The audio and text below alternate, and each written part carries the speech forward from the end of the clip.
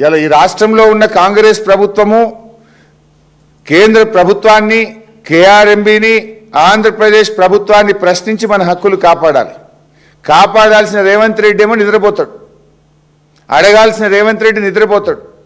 ఇది కాపాడే బాధ్యత ఎవరిది? కేంద్ర బీజేపీ ప్రభుత్వం. కేఆర్ఎంబీ ఎవరి నాయకత్వంలో ఉంటుంది? కేంద్ర ప్రభుత్వం కింద కేఆర్ఎంబీ ఉంటుంది.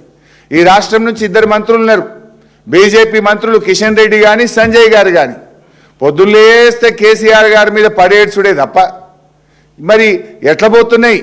మా తెలంగాణకు తాత్కాలిక ఒప్పందం ప్రకారంగా 34% నీళ్లు ఎందుకు ఇవ్వడం లేదు, ఏం చేస్తుండ్రు అని ఒక్కనాడన్న కిషన్ రెడ్డి గారో సంజయ్ గారో కేఆర్ఎంబీని రివ్యూ చేసిందా? కేఆర్ఎంబీ మీ సంస్థ కదా, మీరు కదా ఇవాళ ఢిల్లీలో అధికారంలో ఉన్నది. అడగాల్సిన రేవంత్ రెడ్డికేమో నా ఆర్ఆర్ ట్యాక్సులు ఎక్కడ బయటకు తీస్తారో, నా సంగతి ఏమవుతుందో అని ఆయన పొద్దున్న లేస్తే కేసీఆర్ గారి మీద పడేడుస్తుంటాడు.